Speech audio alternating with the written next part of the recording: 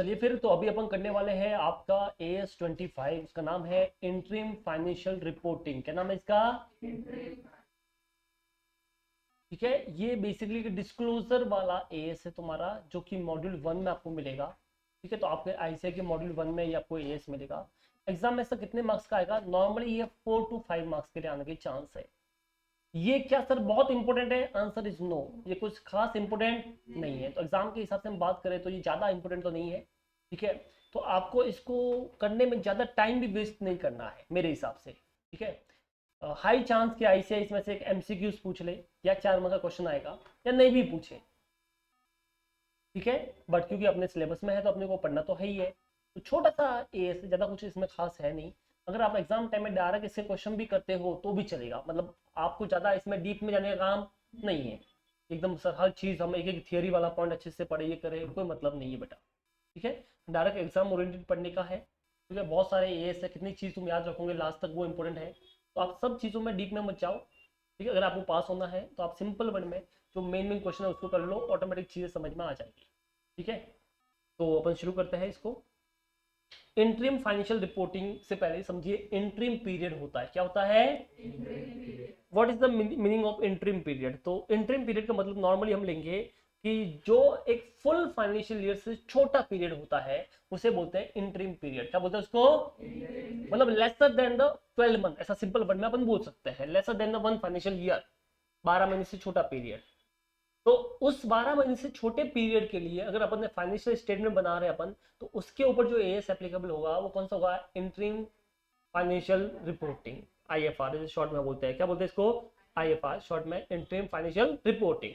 समझिए, normally normally मेरे जो साल के फाइनेंशियल स्टेटमेंट है जो अभी अपन ने पढ़े, बैलेंस शीट, पीएनएल, वो साल के बनते हैं। अपन ने पढ़ा भी profit and loss account for the year ended 31 मार्च 2024, जो भी होगा। तो नॉर्मली ये सब पूरे साल के बनते हैं। ठीक है, पर जरूरी हमेशा पूरे साल के बनाने के हैं? अपन ने फाउंडेशन में एक चीज पढ़ी थी कि अकाउंटिंग करते टाइम पे हमको कुछ रूल्स, कुछ रेगुलेशन फॉलो करने पड़ते हैं। और उसमें कुछ अकाउंटिंग अजम्पशंस थी, कुछ कन्वर्जन थे। उसमें क्या बोला गया था, याद है आपको? कि सर अकाउंटिंग में एक पीरियोडिसिटी कॉन्सेप्ट होता है। क्या होता है? वो क्या बोलता है कि आपको एक पर्टिकुलर टाइम में आपने जो अकाउंटिंग की है उसके ट्रेडिंग, पीएनएल, बैलेंस शीट जो भी बनते हैं वो सब बनाओ। बट वो टाइम वहां पे मेंशन नहीं था। अकाउंटिंग ने कभी टाइम नहीं बोला कि इतने टाइम में बनाने का है। वो तो अपने इंडिया में इनकम टैक्स एक्ट है, कंपनीज एक्ट है, वो बोलते हैं 12 महीना। इनकम टैक्स वाले पीछे पड़ते हैं, भाई 12 महीने में बना के दे दो हमको, टैक्स पे करो। कंपनी लॉ वाले बोलते हैं कि हमको 12 महीने में दो कम से कम। तो ये सब लोग बोलते हैं 12 महीने, इसके लिए हम कितने टाइम में बनाते हैं? 12 महीने। बाकी कोई ऐसा रूल नहीं है, अकाउंटिंग में कुछ टाइम पीरियड डिफाइन नहीं किया है। तो मैं चाहता हूं मैं 12 महीने से शॉर्ट में बनाऊं, कम टाइम का बनाऊं। क्या बना सकता हूँ? Yes, quarterly reporting, half yearly reporting, 10 महीने की रिपोर्टिंग, 2 महीने की रिपोर्टिंग मैं करना चाहता हूँ। कर सकता हूँ, बिल्कुल कर सकते हो। इवन जो लिस्टेड कंपनीज होती है, क्या होती है? उनको तो अपने फाइनेंशियल क्वार्टरली दिखाने पड़ते हैं। तो जितनी भी लिस्टेड कंपनीज आपको पता है उनको अपने फाइनेंशियल हमेशा क्या शो करने पड़ते हैं? क्वार्टरली शो करने पड़ते हैं। क्वार्टरली मतलब 3 3 महीने के। तो अप्रैल टू जून उसका फाइनेंशियल बनेगा उनका, फिर जुलाई टू सितंबर उसका बनेगा, फिर अक्टूबर टू दिसंबर उसका बनेगा, फिर लास्ट में जैन टू मार्च वाला उसका बनेगा। तो इनके इस तरह से अलग अलग फाइनेंशियल बनते हैं। तो इनको इसको बोलते हैं क्वार्टरली रिपोर्टिंग। क्या बोलते हैं इसको?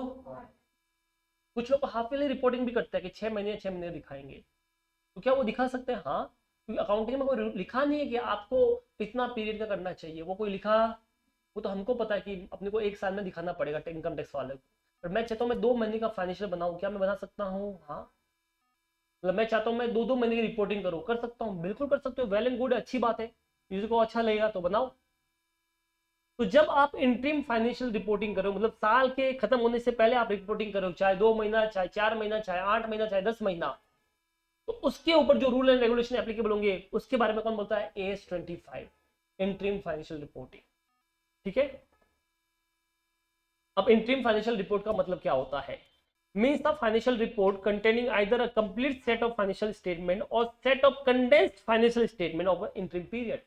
अब देखो, जैसे तुमको पता है, अच्छा पहले मुझे आप ये बताइए कि क्यों कोई कंपनी हाफ ईयरली या क्वार्टरली रिपोर्टिंग करनी चाहिए? बताओ, क्यों कंपनियां क्वार्टरली रिपोर्ट करती है? गवर्नमेंट तो बोलती है, इसके अलावा क्यों कंपनी क्वार्टरली रिपोर्टिंग करनी चाहिए?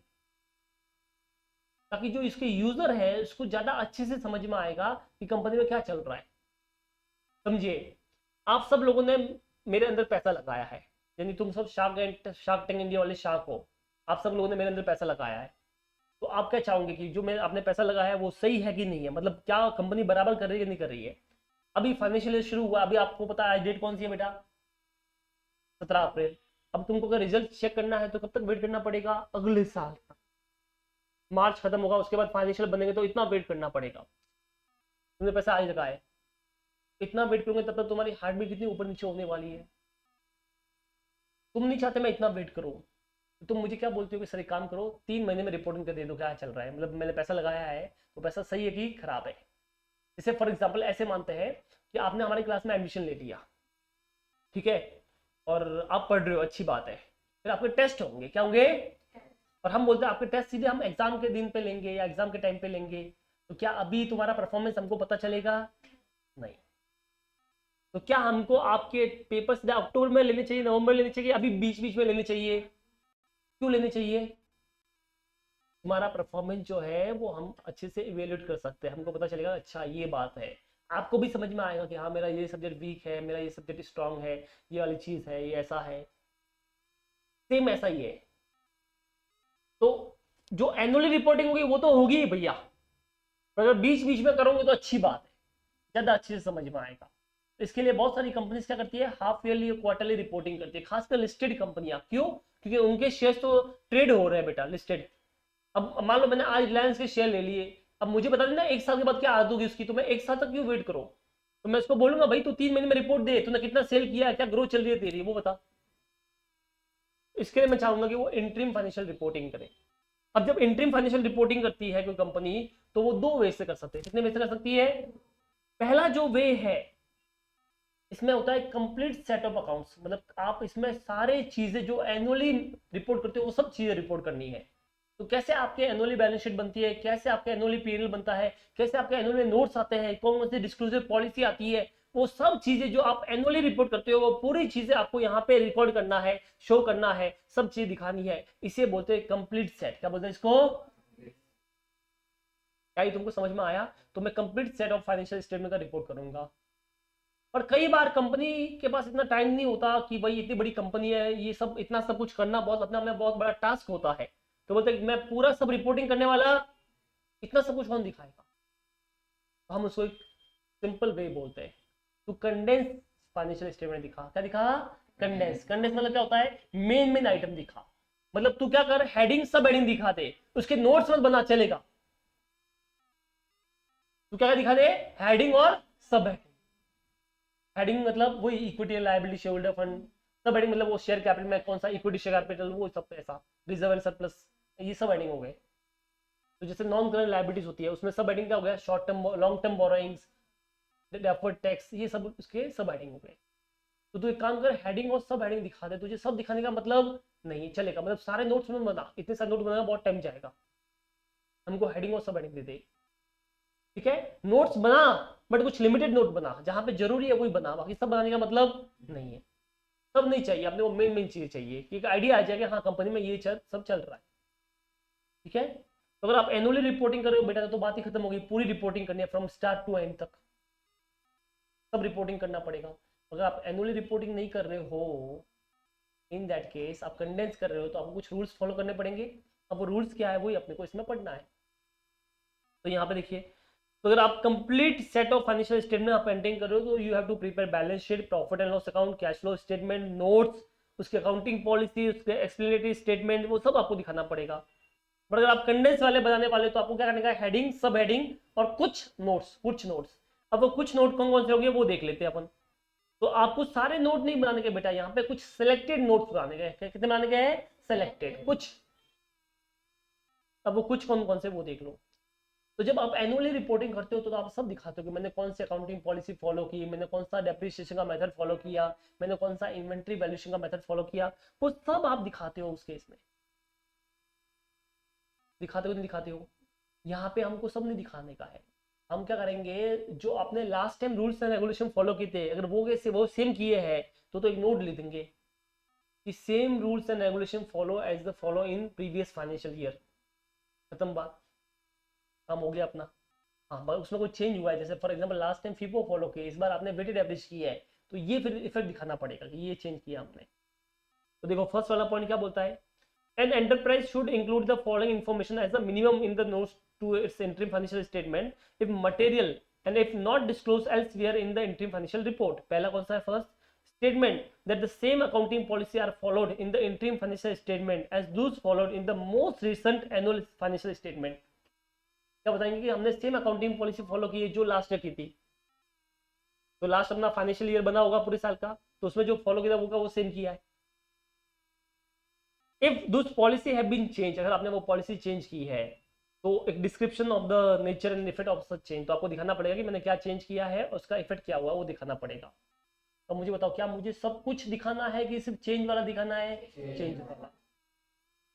तो सब कुछ बनाना बेटा एक अपने आप में बहुत बड़ा टास्क है। मैं दिखाता हूँ तुमको एनुअल रिपोर्टिंग में कितनी सारी चीजें आती है। जैसे अपन एक कोई भी कंपनी का बैलेंस शीट देखते हैं, फॉर एग्जांपल रिलायंस का।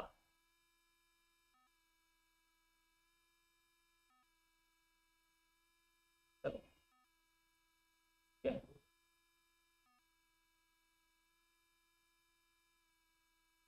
ये देखो, ये रिलायंस का अपन ने एनुअल रिपोर्ट ओपन कर लिया, ठीक है, ये बहुत लंबा चौड़ा है। अब कंडेंस में क्या होता है वो ध्यान से समझना। अब जैसे इसके फाइनेंशियल स्टेटमेंट तुम की बात करोगे, उसमें बहुत सारी चीजें आने वाली है। हाँ देखो, ये इसके फाइनेंशियल स्टेटमेंट है, जैसे ये बैलेंस शीट है, ये प्रॉफिट एंड लॉस है, और ये इसका कैश फ्लो है। अभी देखो नोट्स यहाँ से शुरू होते हैं। अब देखो कितनी सारी इन्फॉर्मेशन है, कॉर्पोरेट इन्फॉर्मेशन, कंपनी कहाँ पे है, कौन सी आपने अकाउंटिंग पॉलिसी फॉलो की है, देखो इतनी सारी चीज़ें, ये इतनी, ये देखो, ये इतनी ABCD दिख रहा है तुमको, ये EFGH है, ये IN तक, ये इतनी सारी अकाउंटिंग पॉलिसीज इस बेचारे ने इतनी सारी सब कुछ, देखो कितने पेज हो गए ये। हाँ इतने सारे पेज है, फिर यहाँ से अमाउंट शुरू हो रहे हैं। तो ये कुछ 10-12 पेज है, तो क्या 10-12 पेज बेचारे को फिर से दिखाना है? नहीं, कंडेंस में दिखाना ही नहीं है। क्या करना कंडेंस में, एक नोट लिखेंगे, same accounting policy followed as a previous financial year में जो फॉलो किया, जो भी आपने प्रीवियस रिपोर्ट में जो किया था वो सेम है। हाँ कुछ चेंज हुआ तो वो दिखा देंगे ये चेंज हुआ है, बाकी फालतू दिखाना, इतना सब कुछ वापस लिखना नहीं है, क्योंकि ऐसे थोड़ी लिखते, इसको चेक करना पड़ता है, सब चीजें निकालते हैं तो वापस थोड़ी चेक करेंगे इतना सारा, 3-3 महीने में चेक करेंगे तो मर जाएंगे अपन। समझ में आया कि नहीं आया? अभी 3 महीने में चेक करने 2 महीने जाएंगे तो वो कंप्लीट हुआ तो वापस आ गया, तो फिर डिपार्टमेंट बनाना पड़ेगा इसके लिए। समझ में आया कि नहीं आया? तो क्यों करने का, जब कंडेंस कर रहे तो कंडेंस का मतलब ही ना शॉर्ट में, तो नहीं करने का, ठीक है। दूसरा, explanatory comment about the seasonability of interim operation. अगर तुम्हारा बिजनेस जो है ना वो सीजनेबल बिजनेस है, मतलब आपका ऐसा बिजनेस है जो सीजन वाइज चलता है, जैसे मान लो तुम आइसक्रीम का बिजनेस कर रहे हो, ठीक है, क्या मैंगो का बिजनेस करो, सही बात है, तो वो सीजनल बिजनेस हो गया। अभी तो आजकल मैंगो मिल जाता है हर साल में, बट ऐसे मान लेते हो वो सीजनल बिजनेस है। तो अब मुझे बताओ तुम्हारा क्या होगा, एक टाइम में तो सेल्स बहुत ज्यादा होगी, जैसे आइसक्रीम की बात कर रहा हूँ, तो जुलाई, जून, जुलाई, अगस्त, इसमें तो बहुत ज्यादा हो गई, but November, December, Jain, Feb में बहुत कम होगी। तो कंफ्यूज हो जाएगा यूजर की, अरे पहले तो इतनी कम थी अभी इतनी बढ़ गई, फिर बोल अरे इतनी कम हो गई। तो फिर आपको नोट देना पड़ेगा हमारा बिजनेस जो है वो कैसा है, सीजनल बिजनेस है, ताकि उसको समझ में आएगा अच्छा अच्छा इसकी वजह से ये हुआ है। थर्ड सी पॉइंट क्या है, the nature and the amount of item affecting assets, liability, equity, net income, cash flow that is unusual because of their nature, size और इंसिडेंस एज पर AS5। हमने AS5 पढ़ा है कि नहीं पढ़ा है? पढ़ा है। क्या था उसमें कि कभी कोई एक्स्ट्रा ऑर्डिनरी आइटम हो जाए, कोई एक्सेप्शनल आइटम हो जाए, तो क्या हमको उसको अलग से शो करना पड़ता है? हाँ, तो यहाँ पे भी वो रूल एप्लीकेबल है कि अगर मान लो कोई लॉस बाय थेफ्ट हो जाए, कोई लॉस बाय अर्थक्वेक आ जाए, कुछ गवर्नमेंट पॉलिसी चेंज हो जाए, उसकी वजह से नुकसान हो जाए, फायदा हो जाए, तो क्या उसको अलग से नोट्स में दिखाना पड़ेगा? बिल्कुल दिखाना पड़ेगा, वो भी दिखा देंगे अपन। डी वाला पॉइंट, अगर आपने कोई लास्ट टाइम एस्टिमेट बनाया था और इस बार वो एस्टिमेट चेंज हो गया है, तो वो जो एस्टिमेट चेंज हुआ है उसके बारे में आपको इन्फॉर्मेशन दिखानी पड़ेगी अपने अंदर, कि भाई लास्ट टाइम हमने एस्टिमेट ये लिया था, लास्ट क्वार्टर में ये एस्टिमेट था, इस क्वार्टर में ये चेंज किया, इसकी वजह से ये बढ़ गया है, तो वो दिखाना पड़ेगा, ठीक है। उसके बाद में आगे देखो, फिर आपने अगर कुछ शेयर इशू किए है, क्या इशू किए है? शेयर्स, कुछ बायबैक किया है, कुछ डेट को रजिस्टर किया है, ये सब किया, तो ये भी आपको अलग से दिखाना पड़ेगा। डिविडेंड आपने डिक्लेयर किया है तो वो दिखाना पड़ेगा, ठीक है। अगर आपकी सेगमेंट रिपोर्टिंग होती है AS17 के हिसाब से, वो AS तुम्हारा बाकी है, तो वो जो सेगमेंट रिपोर्टिंग होगी AS17 में करो तो यहाँ पे भी करनी पड़ेगी, ठीक है। इसके अलावा अगर आपने कोई अमालगमेशन किया है, कोई दूसरी कंपनी को एक्वाजिशन किया है, तो वो अलग से नोट्स में दिखाना पड़ेगा। मतलब ये छोटी मोटी बात नहीं है, बड़ी बड़ी बातें हैं। तो ऐसा कोई बड़ा बड़ा है वो तो अलग से दिखाना पड़ेगा, अदरवाइज दिखाने का काम नहीं है। बस इतना ही था थियरी में, तो मेन मेन चीज़ें। अभी अपने को सम सॉल्व करना है। अब इसमें क्या होता है कि जब भी आप रिपोर्ट दिखाओगे, मतलब जब भी आप बैलेंस शीट पीएनएल बनाओगे, तो आपको उसमें दो कॉलम बनाने हैं। एक तो बनाना है करंट ईयर का और दूसरा बनाना है प्रीवियस ईयर का। तो एक बनेगा करंट ईयर का, दूसरा कौन सा बनेगा, प्रीवियस ईयर का। अब कंपैरिजन के लिए यहाँ पे ये चार्ट टेबल दे रखा है, ये तुमको याद करना पड़ेगा, ठीक है। ये क्या है, period for which interim financial statement are required to be presented. आप किस तरह से आप दिखाओगे वो बताओ। तो इसमें तीन चीजें अपने को दिखानी है, balance sheet, profit and loss and cash flow, तीन चीजें होगी। एक है करंट पीरियड, एक है बेटा comparative previous year, previous period. तो मैं अभी क्या करता हूँ, एक एग्जांपल के लिए छोटा सा मैं यहाँ पे लिख देता हूँ कि मान लो मेरा जो रिपोर्टिंग पीरियड है वो मान लेते हैं मेरा क्वार्टर है 1 अक्टूबर 2023 से लेकर 31 दिसंबर 2023 तक, ये मेरा क्वार्टर है, ठीक है। तो मुझे इसमें तीन चीजें बनानी है। एक तो दिखानी है बैलेंस शीट, क्या दिखाना है आपने को। अब इसमें दो चीज आएगी, एक तो आएगा करंट ईयर, करंट पीरियड जिसे बोलते हैं, एक बेटा आएगा प्रीवियस ईयर। तो देखो बैलेंस शीट जो है ना वो बेटा पर्टिकुलर डेट की बनती है। तो हमारा क्वार्टर कब खत्म हो रहा है, 31 दिसंबर को खत्म हो रहा है। तो मेरी जो बैलेंस शीट बनेगी उसमें जो डेट आएगी वो 31 दिसंबर 2023 आएगी। और इसके कंपैरिजन में आपको 31 दिसंबर 2022 नहीं लेना है। अब मुझे बता तुम्हारी लास्ट एनुअल रिपोर्ट कब बनी होगी, इससे पहले 31 मार्च, मार्च को बनी होगी। तो यहाँ पे 31 मार्च 2023 का ले लेंगे अपन। क्या बोले, समझ में आया तुमको। अब पढ़िए यहाँ पे, end of current interim period. बेटा करंट इंटरिम पीरियड कब एंड हो रहा है, 31 दिसंबर को एंड हो रहा है, तो 31 दिसंबर ले लो अपन। दूसरा देखिए, end of immediate preceding financial year. बताओ प्रीसीडिंग फाइनेंशियल ईयर कौन सा था, 31 मार्च। अरे प्रीसीडिंग फाइनेंशियल ईयर तो 31 मार्च होगा ना। तो इसकी, क्या ये समझ में आया तुमको।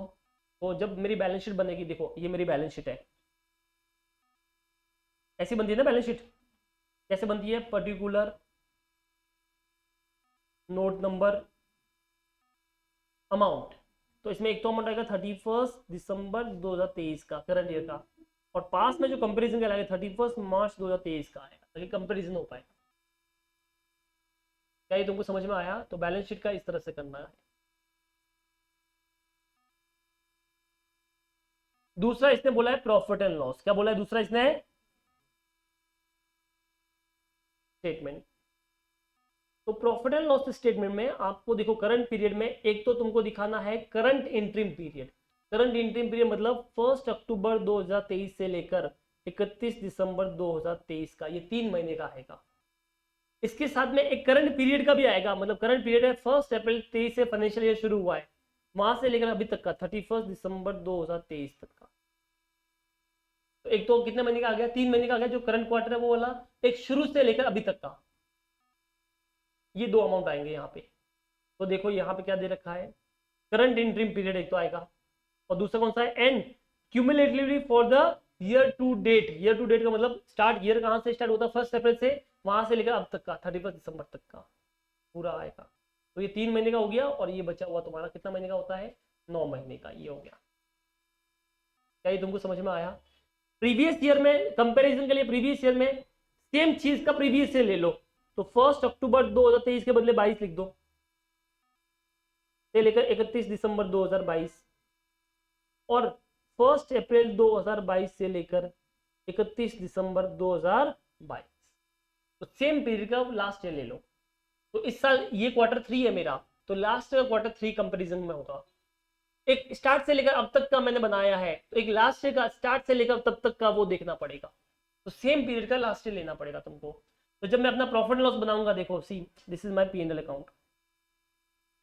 तो फॉर्मेट तुमको पता है, पर्टिकुलर नोट नंबर, अब क्या क्या अमाउंट आएगा ना। अब अमाउंट में देखो, पहला अमाउंट जो होगा कौन सा होगा वो देख लीजिए आप लोग। पहला अमाउंट होगा 1 अक्टूबर से लेकर, मतलब जो करंट क्वार्टर अपना क्वार्टर है उसका, से लेकर 31 दिसंबर 2023 का, ये फर्स्ट क्वार्टर हो गया। दूसरा 1 अप्रैल 2023, यहाँ जो साल शुरू हुआ है 1 अप्रैल से, वहां से लेकर अब तक का, ये दोनों करंट ही थे, करंट फाइनेंशियल ईयर का है दोनों। अब सेम चीज का प्रीवियस ईयर 1 अक्टूबर 2022 से लेकर 31 दिसंबर 2022, मतलब ये 3 मंथ लास्ट ईयर का और ये 9 महीना लास्ट ईयर का। इस तरह से 4 कॉलम बनेंगे। कितने कॉलम बनेंगे? पहला करंट क्वार्टर, फिर स्टार्ट से लेकर अब तक का, ये दोनों करंट ईयर के हो गए। तो सेम चीज का प्रीवियस से ले लो, कंपेरिजन हो पाएगा। तो अब देखो इस क्वार्टर का कंपेरिजन इससे हो पाएगा कि लास्ट ईयर में सेम 3 महीने में ये होता, और इस 9 महीने का कंपेरिजन इससे हो जाएगा कि सेम लास्ट 9 महीने में इतना हुआ था। तो जब सेल परचेज सब दिखाएंगे तो इस तरह से आपको दिखाना पड़ेगा। क्या ये समझ में आया तुमको? तो ये हो गया, पहला कौन सा हुआ? Balance sheet. दूसरा कौन सा हुआ? P and L. थर्ड वाला है कैश फ्लो स्टेटमेंट।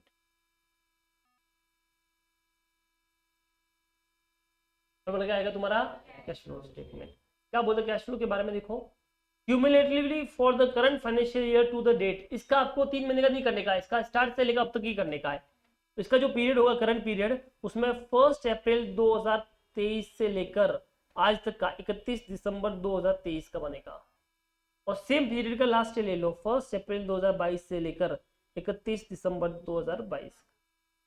ये कैश फ्लो में आएगा। क्या ये तुमको समझ में आया? ठीक है, तो बस इतना तुमको ध्यान में रखना है, ये एमसीक्यूज में आ सकता है तुमको। ठीक है, ऐसा एग्जांपल दे दिया कि भाई क्वार्टर दे दिया कि ये मान लो क्वार्टर है तो इसका करने का है, तो अपन निकाल सकते हैं इससे। बोलो समझा तुमको? इसको डाउट है तो आप बोल सकते हो। ठीक है, ठीक है। सेम चीज पे एक क्वेश्चन भी दे रखा है तुमको, अगर तुम मॉड्यूल में देखोगे तो सबसे लास्ट में क्वेश्चन है तुमको, प्रैक्टिकल क्वेश्चन है। ये देखिए, ये रहा।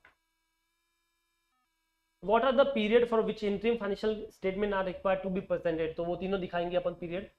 You are required to answer your question in the light of the preparation of the financial statement for the period ended 31st December 2011। तो वही मैंने अभी एग्जांपल दिया आपको सेम वाला। ठीक है, फाइनेंशियल 11-12। तो कैसे करेंगे वो देख लो। ये रहा, तो पहले ये टेबल बना देंगे पूरा, और फिर ये देखो ये पूरा मैंने लिखा है जैसा इसमें लिखा है कि 31 दिसंबर होगा, बैलेंस शीट में 31 मार्च आएगा, फिर प्रॉफिट एंड लॉस में तो 3 महीने का आएगा, एक 9 महीने का आएगा, और सेम पीरियड का वापस 3 महीना और 9 महीना। और कैश फ्लो जो वो अप्रैल से लेकर दिसंबर तक बनेगा, और अप्रैल से दिसंबर लास्ट ईयर का बनेगा। क्या ये आपको समझ में आया? इसको डाउट है इसमें तो बताइए। पक्का? आगे बढ़े, चलो। एक तो इसमें ये वाला क्वेश्चन तुम्हारा हो गया, जिसमें से पीरियड वो करंट ईयर और प्रीवियस ईयर का अपने को चेक करने का है। ठीक है, इसके बाद अभी अपने को इसमें सम सॉल्व करना है। क्या सॉल्व करना है? क्वेश्चन देखो मैं 2 पार्ट में बांटूंगा। एक आएंगे इनकम टैक्स वाले क्वेश्चन, एक आएंगे नॉर्मल क्वेश्चन। कौन से क्वेश्चन होंगे? एक होंगे इनकम टैक्स वाले, और एक कौन से होंगे? नॉर्मल वाले। पहले नॉर्मल वाले बात करें, फिर इनकम टैक्स वाले की अलग से बात करेंगे। नॉर्मल वाले क्वेश्चन का एकदम फंडा सिंपल है, ध्यान से सुनना। आपको वही काम करना है जो आप एनुअली काम करते थे। अब समझो, इसमें क्वेश्चन 2 तरह के आएंगे। पहले तो एकदम सिंपल क्वेश्चन आएंगे जिसमें जो आप आइटम, मान लो सैलरी पे की इस क्वार्टर में, तो वो सैलरी लिख दो। इस क्वार्टर में रेंट रिसीव हुआ तो वो रेंट लिख दो। तो जो इस क्वार्टर में रिसीव हुआ है वो इस क्वार्टर की इनकम होगी, जो इस क्वार्टर में खर्च किया है वो इस क्वार्टर का एक्सपेंस होगा, अक्रूवल बेसिस पे। कौन से बेसिस पे? अब कभी कभी क्वेश्चन में क्या बोलेगा पता है कि मान लो कोई एक्सपेंस मैं चाहता हूं कि मैं इसको अगले क्वार्टर में ट्रांसफर कर लूं। क्या कर लूं इसको? कोई एक्सपेंस इस क्वार्टर का है बट मैं चाहता हूं अगले क्वार्टर में ट्रांसफर कर लूं, तो क्या कर सकता हूं? नहीं। अगर आप एनुअली नहीं कर सकते उसको, तो क्वार्टरली भी नहीं कर सकते। जैसे मान लो मेरा कोई बैड डेब्ट्स हुआ है, क्या हुआ? मेरा इस साल बैड डेब्ट्स हुआ है, पर मैं चाहता हूं मैं अगले साल बैड डेब्ट्स दिखाऊं, दिखा सकता हूं? लॉजिकली लगाइए, कॉमन सेंस यूजिए। क्या मैं इस साल के बैड डेब्ट्स को अगले साल के बैड डेब्ट्स में बुक कर सकता हूं? Answer is no. मेरा सेल इस साल का हुआ है, मैं चाहता हूं अगले साल सेल बुक करूं, कर सकता हूं? नहीं। तो अगर मेरा कोई बैड डेब्ट्स इस क्वार्टर में हुआ है तो मैं चाहता हूं उसको डेफर्ड करूं, अगले क्वार्टर में बुक करूं, क्या कर सकता हूं? नहीं। मेरा सेल इस साल हुआ है, मैं चाहता हूं अगले साल के सेल में बुक करूं, कर सकता हूं? नहीं। तो मैं इस क्वार्टर का दूसरे क्वार्टर में कर सकता। जो रूल एनुअली एप्लीकेबल होते हैं वो कि वो सेम रूल तुमको इधर भी यूज करने हैं। पर सुनना ध्यान से, कुछ खर्चे ऐसे होते हैं जो एनुअली भी अपन चेंज करते हैं। जैसे मान लो मैंने 2 साल का इंश्योरेंस पे किया, इस साल का भी और आने वाले साल का भी, तो क्या मैं वो इंश्योरेंस पूरा इसी साल में दिखाऊंगा कि इसको 2 साल में करूंगा? 2 साल में जो पे किया, एक तो करंट का होगा और एक प्रीपेड नाम से बोलेंगे। तो मान लो मैंने कोई इंश्योरेंस पेड किया 3 क्वार्टर का, मेरा करंट क्वार्टर है, तो क्या मैं उस इंश्योरेंस को पूरा खर्चा इसी क्वार्टर में दिखाऊंगा कि आने वाले 2 क्वार्टर का मैं प्रीपेड दिखाऊंगा, 2 क्वार्टर का प्रीपेड दिखाऊंगा? वही सेम रूल जो एनुअली एप्लीकेबल होते हैं वो सेम रूल यहाँ पे भी एप्लीकेबल हो जाएंगे। क्या ये आपको समझ में आया? किसी को भी इसमें डाउट है तो आप बोल सकते हो। पक्का? ठीक है, तो देखो फिर,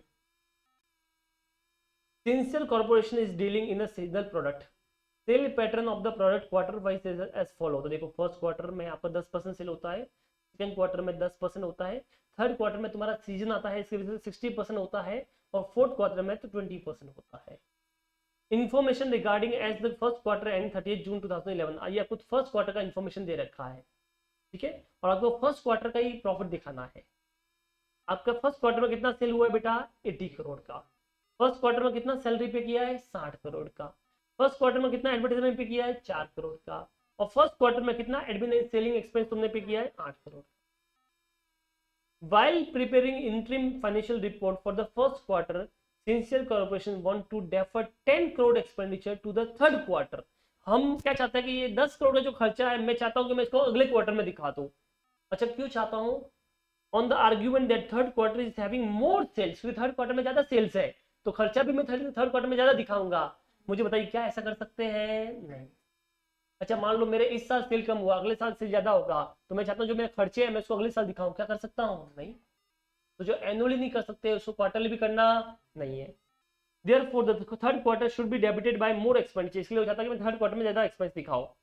Considering the seasonal nature of the business and expenditure are uniform throughout the all quarter, calculate the result। तो मुझे पहले ही बताओ क्या मैं ऐसा कर सकता हूँ? नहीं कर सकता? नहीं कर सकता, नॉट अलाउड। तो बस कुछ नहीं है, आपको करना ही नहीं है। अभी आपको पूछा प्रॉफिट निकालो, तो बता मेरा 80 करोड़ का सेल हुआ मेरे क्वार्टर में, और इस करोड़ में 60 का एक्सपेंस, 4 का एक्सपेंस, 8 का एक्सपेंस, तो बताओ कितना प्रॉफिट हो गया?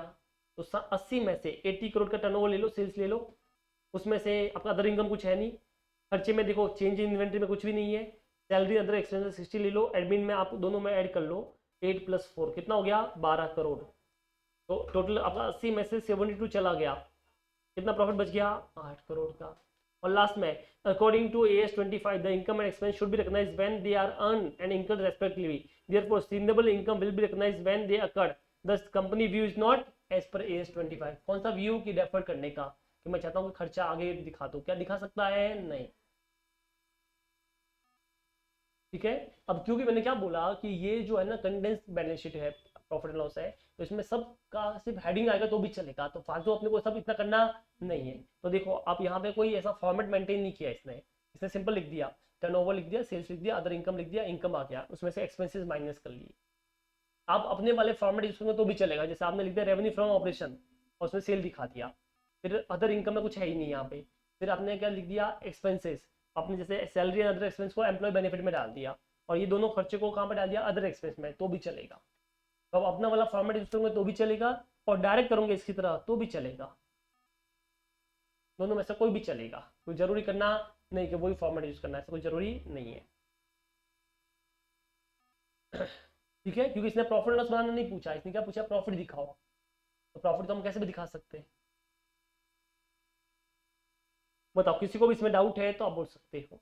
समझा आपको? अरे बोलो समझा? चलो उसके बाद में इलस्ट्रेशन नंबर 4 है, ये सेम क्वेश्चन है बेटा, तो होमवर्क रहेगा। तो इलस्ट्रेशन 1 और 4 एग्जैक्टली सेम है, एकदम सेम है, सिर्फ अमाउंट चेंज है, तो ये क्या रहेगा? तुम्हारा होमवर्क रहेगा। अब आइए क्वेश्चन इलस्ट्रेशन नंबर 3 पे,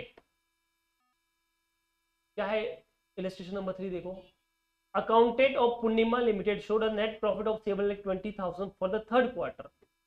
वो प्रॉफिट निकाल के दे रखा है तुमको, 7,20,000 का प्रॉफिट कमाया है इसने, ठीक है।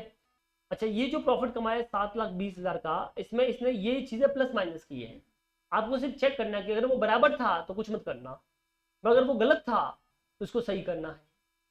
अब क्या है, पहले फर्स्ट देखो, bed depth of 40,000 incurred during this quarter, current year के जो क्वार्टर में आया है, बट हमने क्या किया? 50% बेड डेप्थ को अगले क्वार्टर में दिखा दिया, तो क्या ये अलाउ था कि नहीं अलाउ है? नहीं अलाउ है।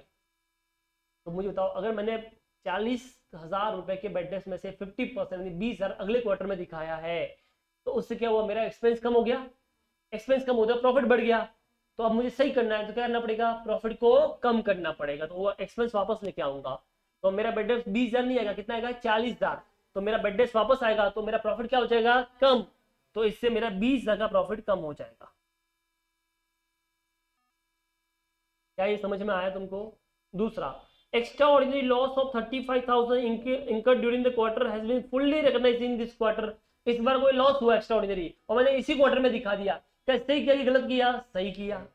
जिस साल में लॉस होता है उसी साल में दिखाओ, तो जिस क्वार्टर में लॉस हुआ उसी क्वार्टर में दिखाओ। तो ये गलत कि सही है? सही है, तो इसका कुछ नहीं करना, बराबर है।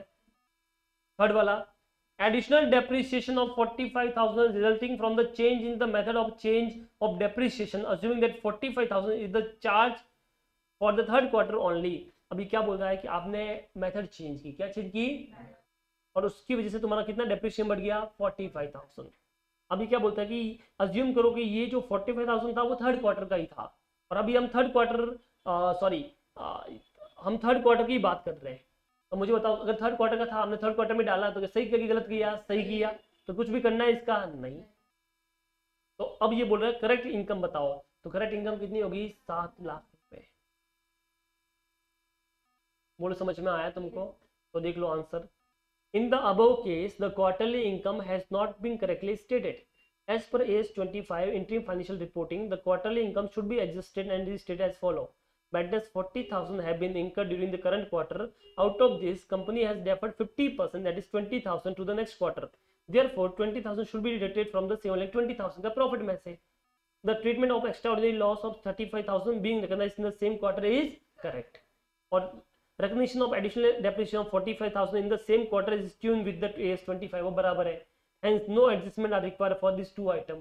तो अपना जो फाइनल आंसर होगा वो कितना होगा? 7 लाख का इनकम। बोलो समझ में आया तुमको?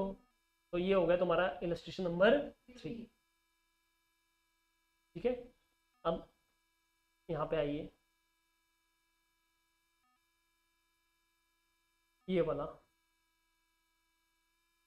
क्वेश्चन नंबर 9 क्या बोलता है? On 30th June 2011, Asmita limited incurred 2 lakh net loss from the disposal of a business segment. तो उसने कोई अपना बिजनेस का कोई पार्ट सेगमेंट बंद कर लिया, उसकी वजह से उसको लॉस हो गया। कितना लॉस हुआ? 2 लाख का। ठीक है। ऑल्सो 31 जुलाई को कंपनी ने 60,000 रुपए पेड किया प्रॉपर्टी टैक्स का। ठीक है, asset for the calendar year 2011। तो पूरे साल का कैलेंडर ईयर का उसने टैक्स पे किया 60,000 रुपए। How the above transaction should be included in the determination of net income of Asmita Limited for 6 month interim period ended 30th September। तो इस बार तुम्हारा क्वार्टरली नहीं है, हाफ ईयरली रिपोर्टिंग हो रहा है। तो तुम्हारा देखो ईयर ऐसा है, सितंबर में खत्म हो रहा है बेटा, और 6 महीने का तुम बना रहे हो। तो तुम्हारा जो ये क्वार्टर शुरू हुआ होगा या हाफ ईयरली शुरू हुआ होगा वो 1 अप्रैल 11 से हुआ है, और यहाँ तक चल रहा है 30 सितंबर 2011 तक। अभी तुमने इधर 31 जुलाई को इधर कहीं पे कुछ एक्स्ट्रा ऑर्डिनरी तुमने क्या किया? लॉस हुआ है, गेन हुआ है, तुमने बिजनेस सेगमेंट बेच दिया ना, तो उससे तुमको क्या हुआ? लॉस हुआ है, जो कि तुमने इसी क्वार्टर में इसी के अंदर दिखाया है। तो क्या वो सही है गलत है? सही है। सही है ना बेटा, इसी क्वार्टर में इसमें हुआ है, उसमें दिखाया, तो सही किया है।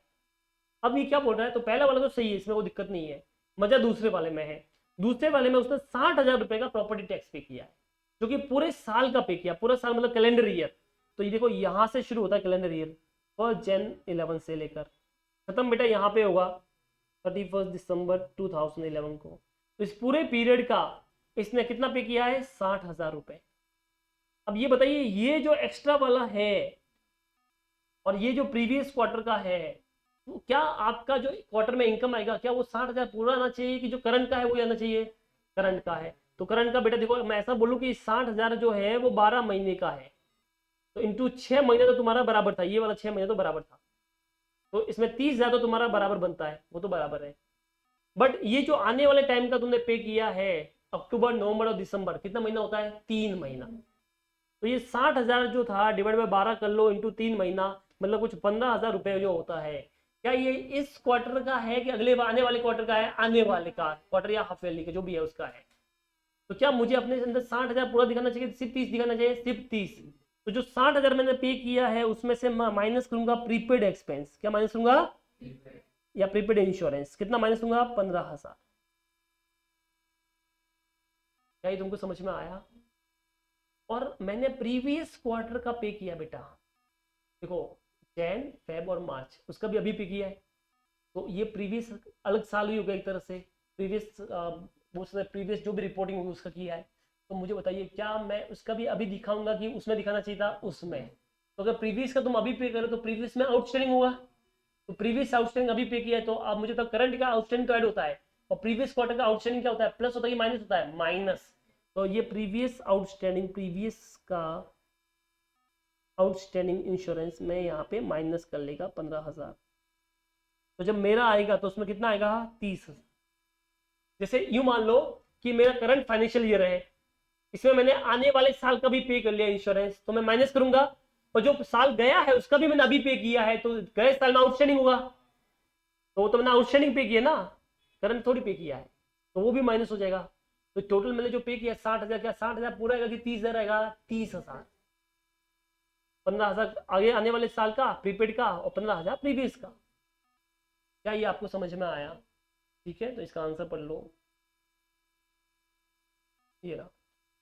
According to para 10 of AS 25 interim financial reporting, if an enterprise prepared and presented a complete set of financial statement in its interim financial report, the form and content of those statements should conform to the requirement of as applicable to annual complete set of financial statement. ये तो normal rule समझाया है। As at 30th September 2011, Asmita Limited would report the entire amount of 2 lakh as a loss on the disposal of business segment since the loss was incurred during interim period। तो वो बराबर किया, उसमें कोई दिक्कत की बात नहीं है। अच्छा, cost charged as an expense in the annual period should be allocated to the interim period on accrual basis. Since 60,000 property tax payment relate to the entire calendar year, पूरे साल का है, तो 30,000 would be reported as an expense for the 6 month ended 30th September 2011। तो जो इस साल report होगा क्या पूरा होगी 30,000 होगा, 30,000। वाइल आउट रिमेनिंग 30,000 जो बचा हुआ 30,000 है, वो 15,000 जो है वो जैन टू मार्च का, वो तो आप क्या दिखाओगे, आउटस्टैंडिंग का पेमेंट, और जो आने वाले टाइम का पे किया, ठीक है, उसको क्या दिखाऊंगे, एज द प्रीपेड एक्सपेंस का दिखाऊंगे, उसको एज द अक्टूबर नवंबर दिसंबर का पे किया उसे प्रीपेड दिखा देंगे। क्या ये तुमको समझ में आया? मतलब ये वाला जो है इसे तो अपन आउटस्टैंडिंग बोल देंगे, आउटस्टैंडिंग का पेमेंट किया, और ये वाला जो है उसको क्या बोलेंगे अपन, प्रीपेड का पे किया। तो अपने इस बार जो आने वाला है वो सिर्फ इतना ही आएगा, ये वाला 30,000 रुपए। बोलो, किसी को भी डाउट है तो आप बोल सकते हो। समझ में आया ये वाला? ये तुम्हारा पार्ट 1 हो गया। क्या हो गया तुम्हारा, जो कि सिर्फ नॉर्मल इनकम एक्सपेंस के बारे में था। अभी दूसरा आपने को करना है, वो है टैक्स एक्सपेंस के बारे में। कौन किसके बारे में है? 2 ही क्वेश्चन उसमें, फटाफट हो जाएगा। देखो टैक्स के बारे में क्या है, illustration number 2। The counting year of X Limited end on 30th September 2011 and it make its report quarterly। चलो क्वार्टरली रिपोर्ट तुम्हारी होती है। However, for the purpose of tax, the year end on 31st March every year। सीधी बात है, year के tax के लिए तो 31st मार्च होगा। For the counting year, for 1st October 2010 से लेकर 30 सितंबर क्वार्टरली इनकम तुमको दे रखी है कि भाई 200 करोड़ का, 200 करोड़ का, 200 करोड़ का, 200 करोड़ का। आगे क्या बोलता है, average actual tax rate for the financial year ended 31st March 2011 is 20%। तो यहां तक तुम्हारा टैक्स का रेट है बेटा, ईयर एंड यहाँ पे हो रहा है, तो यहां तक कितना टैक्स है तुम्हारा, 20%। और बाद में क्या हो रहा है, आने वाले साल में 2012 में, मतलब ये वाले 2 क्वार्टर में जो तुम्हारा है वो टैक्स का रेट कितना है, 30%। तो इसने सिर्फ एक चीज पूछी है, बताओ टैक्स एक्सपेंस कितना होगा। तो सिंपल है, इस 200 पे 20%, इस 200 पे 20%, और नीचे वाले 200 पे 30%, इस 200 पे 30%। दिक्कत है कोई? बस 200 पे 20%, 200 पे 20%, फिर नीचे वाले क्वार्टर में क्या हो जाएगा, 200 पे 30% और फिर 200 पे 30%, खत्म हो गया। यही था 5 मार्क इसका, 4 मार्क इसका। तो अभी तक कुछ हमने दिमाग चलाया है, कॉमन सेंस पे पूरा क्वेश्चन किया ना, मतलब कुछ था ही नहीं, नॉर्मली आप दिमाग चला हो गया काम। क्या ये आपको समझ में आया? किसी को डाउट है इसमें आप बोल सकते हो। बस तो यहाँ तक तो एकदम इजी था। अब एक लास्ट क्वेश्चन बचा है, वही इंपॉर्टेंट है तुम्हारा। इलस्ट्रेशन सारे हो गए, 1 हो गया, 2 हो गया, 3 भी हो गया एंड 4 भी हो गया। ठीक है, अब एक लास्ट क्वेश्चन बचा है, फिर आप जा सकते हो। नहीं, ये 2 है। कितने बजे लेक्चर है तुम्हारा? 3:30 ना? बन जाएगा, 3:30 हो जाएगा। ब्रेक भी तो अपन ज्यादा लिए ना, झूठी बात मत करो। चलो करो आगे की, बाद में करना है। ठीक है, तो आप एक काम करना, अभी जो क्वेश्चन अपन ने किए ना, कौन कौन से इलस्ट्रेशन 1 2 3 एंड 4, वो चारों इलस्ट्रेशन क्या करोगे आप नोटबुक में करके लेके आओगे, ठीक है। हाँ, और नेक्स्ट टाइम जब भी आऊंगे तो ये पढ़ के आऊंगे, तो अपन को वापस ये 2 क्वेश्चन करने हैं, ठीक है। चलो।